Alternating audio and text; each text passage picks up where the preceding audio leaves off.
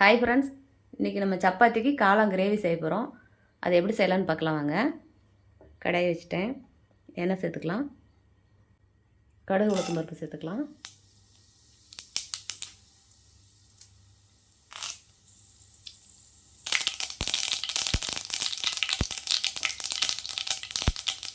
கருவேப்பிலை சேர்த்துக்கலாம். சின்ன வெங்காயம் பச்சை மிளகாய் சேர்த்துக்கலாம். 2 பச்சை மிளகாய் தான் எடுத்துருக்கேன். சின்ன வெங்காயம் சேர்த்துக்கோங்க.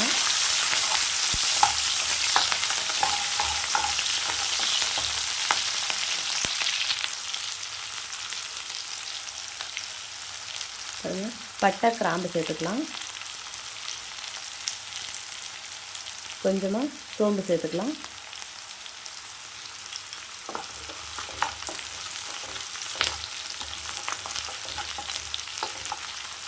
இஞ்சி பூண்டு பேஸ்ட் கொஞ்சம் சேர்த்துக்கலாம். நான் தட்டி தான் சேர்த்துருக்கேன், நைஸாக அரைக்கல. தட்டி சேர்த்துக்கிட்டோம்னா நல்லாயிருக்கும். நான் அதனால் வந்து தட்டி சேர்த்துருக்கேன். நீங்கள் இந்த மாதிரி தட்டி சேர்த்துக்கோங்க. நைஸாக அரைச்சிங்க அப்படின்னா அது வேறு மாதிரி இருக்கும். இந்த மாதிரி தட்டி போட்டிங்க அப்படின்னா சாப்பிடும்போது நல்லா பல்லில் போடும்போது நல்லா டேஸ்ட்டாக இருக்கும்.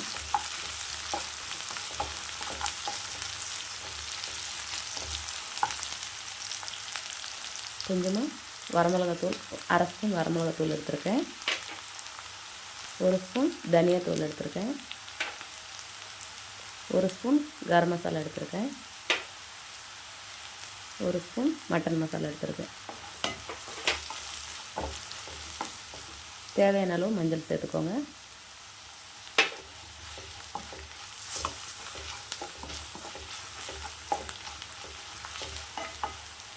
தக்காளி 1 எடுத்துருக்கேன், பெரிய தக்காளியாக.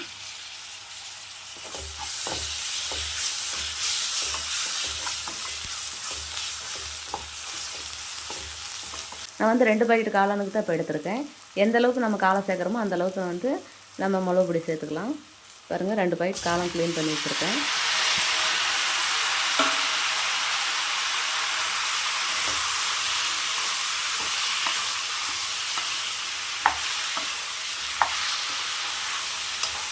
இப்போ நம்ம காளான் கம்மியாக எடுத்துக்கிட்டோம் அப்படின்னா அதுக்கு தகுந்த மாதிரி எடுத்துக்கோங்க மசாலாலாம்.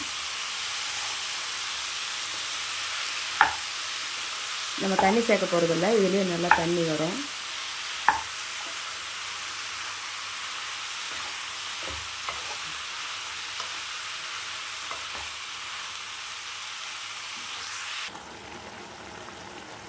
பாருங்கள், காளானில் நம்ம தண்ணி சேர்க்கவே இல்லை.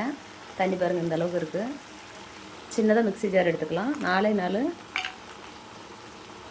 முந்திரி போட்டுக்கலாம். பாருங்கள், இதில் ஒரு பவுல் மட்டும் பொட்டுக்கடலை சேர்த்துக்கலாம். இதை நைஸாக பொடி பண்ணிட்டு வந்துடலாம்.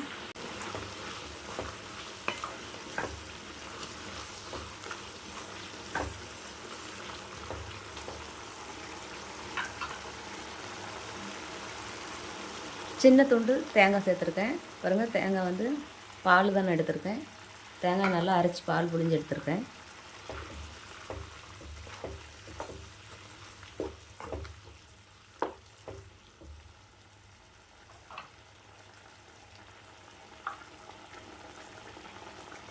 நம்ம இந்த முந்திரி பொட்டுக்கடலை 2 நல்லா பருத்தி எடுக்கலாம்.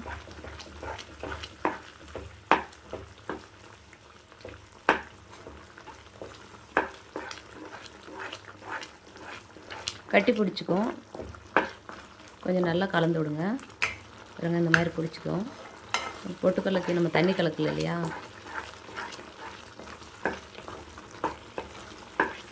சப்பாத்திக்கெல்லாம் செம்ம டேஸ்டியாக இருக்கும். இந்த மாதிரி செஞ்சு பாருங்கள். கொஞ்சமாக தண்ணி சேர்த்துக்கலாம்.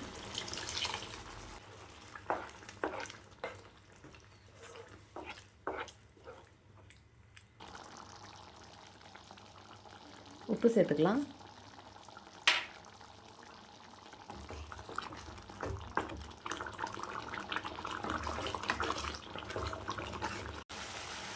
நல்லா எண்ணெய் பிரிஞ்சு வருது.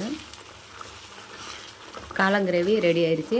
நீங்கள் வந்து சாப்பாட்டுக்கு காளான் குழம்பு வைக்கிறீங்க அப்படின்னா, இந்த மாதிரி காளான் கிரேவி சாப்பாட்டுக்கு செய்கிறீங்க அப்படின்னா பொட்டுக்கடலை சேர்க்கக்கூடாது. தேங்காய் வெங்காயம் மட்டும் சேர்த்துக்கிட்டா நல்லாயிருக்கும். இது வந்து நான் சப்பாத்திக்குங்கிறதுனால நான் பொட்டுக்கடலையும் முந்திரியும் சேர்த்துருக்கேன். கொத்தமல்லி போட்டுக்கலாம்.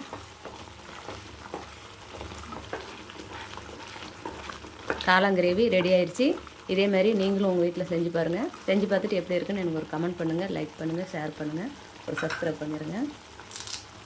கொஞ்சமாக கருவேப்பிலை போட்டுக்கலாம்.